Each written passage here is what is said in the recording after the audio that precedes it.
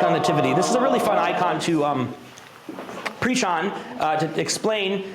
It's also nice to have icons explain when they have a lot of symbolism, because you're coming up and kissing it, and it's nice to know what it is you're venerating and looking at.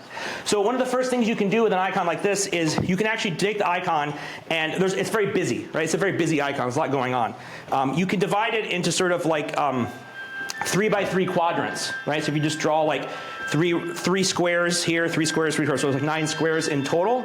When you do that, there's actually something in every one of those 9 squares that's going on in the icon, right? And so you can start at the very top, right? I mean, the first thing you have is you have the symbol of sort of the top row, all symbolizing sort of like heaven, right? Or you could also say sort of like the top of any sort of like hierarchy, or just what top symbolizes in things, right? And then the bottom is sort of like, earth. You will have the earthiness of things, right? And so you can also say, so like heaven and earth, spirit and matter, these things get symbolized. So we can start with the top row here, and then first thing you have in the very middle, you have the star, right? So you have the star. Now sometimes in ancient writers, the star over Bethlehem is called a star. Other times it's called an angel, right? The reality is that for ancient people, that meant the same thing. Right? If you know you're like all the planets, all the celestial things, all assume that physical objects had spirits, right? So like if you were an ancient thinker and you were operating with modern science today, you would say, well, yeah, the sun is a giant ball of gas and everything, but it also has a spirit that animates it and lives inside of it and is its thing. Like that would be how you would think, like as a pre-modern person. So they're not necessarily, those ways of thinking are not as incongruous as people would sometimes think, right? So you have the star here, right, at the very top, right? And this, this symbolizes sort of like heaven, right, sort of breaking into the world. And you notice that the star goes right into the blackness of the cave. So we'll get to what the cave is here in a second as well, explaining that. So you have the star in the middle, you have angels, right?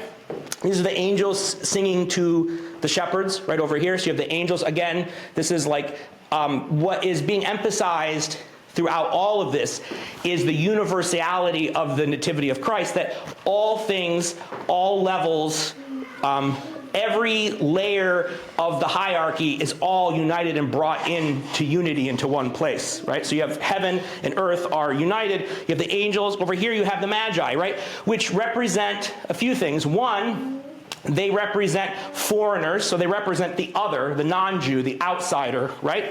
They also represent sort of, because they're wise men or 3 kings, they also represent sort of the elites, right? Like the top of society coming and bowing and worshiping before God and offering their gifts, right? If you come down here, you'll have the shepherds here, right? And we can really contrast the shepherds with the wise men in terms of different strata of society being brought together in one place. So again, when you have the theme of bringing everything together in one place, you have the sort of overcoming, right, of boundaries and barriers that are set up between people.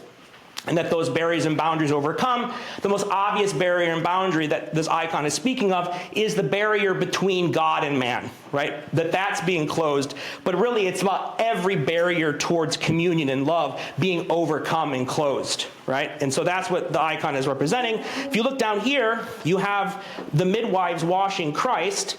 Again, this is sort of like, represents the sort of very earthiness, the humanity, the bodiliness of Christ, right? He was actually born. He was born just like everyone else. They had to snip his umbilical cord. They had to wash him off. Babies come out looking funny, right? When they first come out. Like this represents that Jesus is truly man, right? And that the heaven and earth are united in him. And so that's emphasized as well. Then you have over here, this is funny, you have, this is Joseph. And there's a strange sort of like wilderness man wearing like animal fur or something like that in the corner talking to him. What this is this is the devil, right? Coming into him as this figure and tempting him, right? And so again, he's off to the side. He's outside. So this represents sort of like the wilderness, right? And the whole symbol of what wilderness means, which is it's sort of the place that's untamed, that is creation that's disordered and dangerous, right? And so he's in this place of sort of danger and wildness, the same way the 40 years in the wilderness with the Hebrew people, right after the crossing of the Red Sea, the same place Jesus goes in the wilderness before his ministry. He gets tempted in the wilderness. The Hebrew people during the 40 years in the wilderness are tempted many times to go back to Egypt. So the wilderness is a place of temptation, right? It's a place where a spiritual battle is fought, right? And so that's what that means. So anytime you are in a spiritual state of temptation, you are in the spiritual place of wilderness, right, in that moment. And so it represents that, right? And it represents, both sort of like the different sort of roles, right, and battles and challenges that Mary and Joseph both have to face. Obviously, Joseph's temptation is to reject Mary, to cast her out, to not believe the message he's given, right? To sort of keep her even though it's bringing shame on him, right? In terms of the society he's in, he's going to do it anyways. And so he has to sort of trust God, not fully understanding or seeing the entire end, right, of what he's being asked to do, right? And so he has to do that. So this represents sort of this aspect as well, that in order to bring everything together in unity, we also have to overcome the temptation that would come to get in the way of that. Right? I mean, and this is actually a good symbol for that, is he has to be willing to sacrifice himself, his own reputation, and take risk in order for something marvelous and miraculous like the birth of Christ to happen, right? And then in the very bottom, you have a little tree right here. What do you think that symbolizes?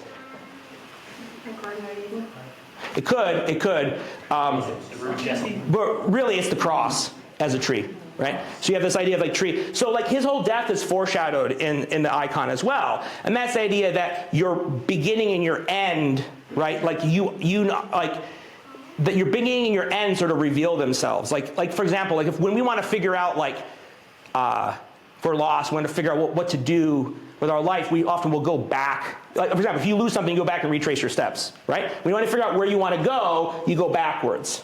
Right? This happens we do this all the time with things. Like, this is why we want to find out, like, our ancestry and do blood tests and all this stuff, because we feel like, well, if I understand where I came from, I can figure out who I am, and therefore I can figure out where I want to go. Right? So the idea of, like, your beginning and your end are really tied in. This is represented in the icon as well. You see it in the tree, symbolizing the cross, but more importantly, you see it in the cave, right? Now, in this cave in the very center, you have the animals. So again, this is idea that both humans and animals are all brought together. And so this is more clearly emphasized in the Orthodox Church, that the salvation, right, this good thing that God's doing in Christmas is not just saving people, it's saving all of creation is being redeemed. So this is emphasized as well. You have Christ in the middle, and he's wrapped in these swaddling clothes. This is also meant to foreshadow his burial garment that he's buried in, right? So it's clearly meant to do that. The cave is also the cave of the resurrection where he's buried. It's Christ's tomb. Now, a cave is strange because in Western Christianity we hear about like a manger, but I mean historically, in the East it's always represented as a cave because caves were where you had stables, right? It's where you kept the animals, was in caves like this. So they slept, so this kind of makes the whole no room at an inn even more dramatic, because it wasn't just they're sleeping in a barn, they were like sleeping in a cave with all the animals. Now the cave, it's interesting here because the cave represents, right, the tomb of Christ. But the tomb is not just a place of death, it's also a place of life. Right? And so it's the same thing here. It's emphasizing this idea that it's in a cave that Christ is born. It's also in a cave that Christ is buried. And it's also in a cave where Christ is raised from the dead. Right? And so this is all his whole sort of like destiny, right? The whole purpose of his life is foretold and sort of represented in the icon as well. So that is just and if you look at Mary, she's on this angle, right?